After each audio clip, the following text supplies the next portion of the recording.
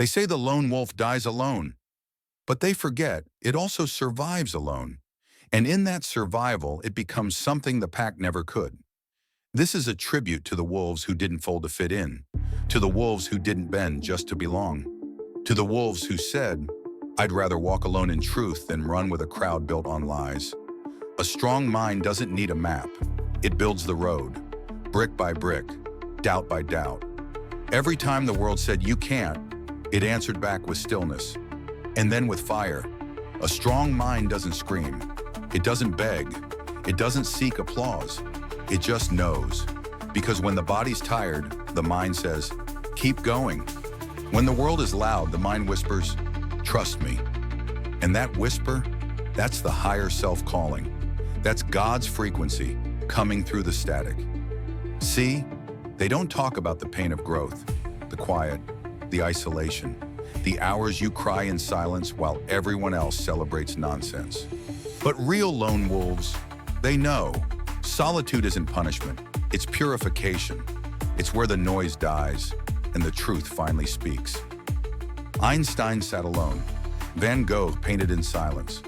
Toni Morrison wrote her truth with no applause. They weren't waiting for approval.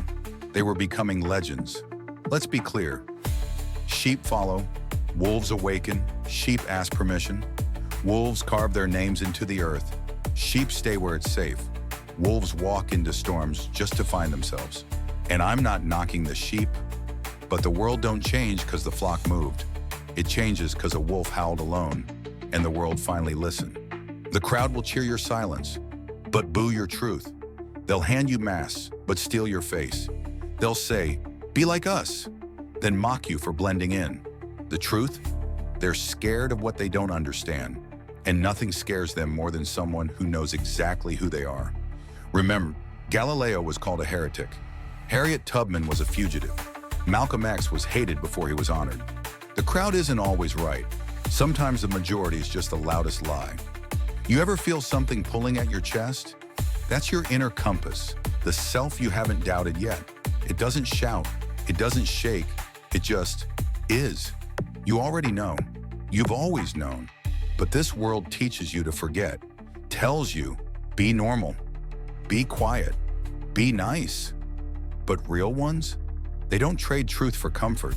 They don't sell out peace for applause. They remember, I was born with wings. This cage ain't mine. See, when you choose authenticity, you piss off every room that's learned to lie. But that's the price of freedom. You lose fake friends. You lose shallow praise. You lose the illusion. And in return, you gain yourself. You start walking different. You stop explaining. You stop waiting for people to get it. Because you finally do. They didn't invite you. Good. They weren't ready for you. They didn't understand you. Good. That means you weren't repeating the script. They called you too intense, too real, too much. Good. That means you were finally being enough. So this is for the ones who keep showing up. Even when no one claps, even when no one believes, even when the light gets dim and the room grows cold. You're not crazy, you're just awake.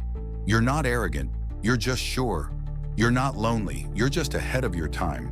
And to all the wolves out there, walking alone, running with vision, choosing self over safety, this world don't deserve you, but it needs you. So howl, even if no one howls back. Walk, even if your path scares them. And speak, even if your voice shakes. Because real ones don't echo the world, they change it. We didn't come this far just to come this far.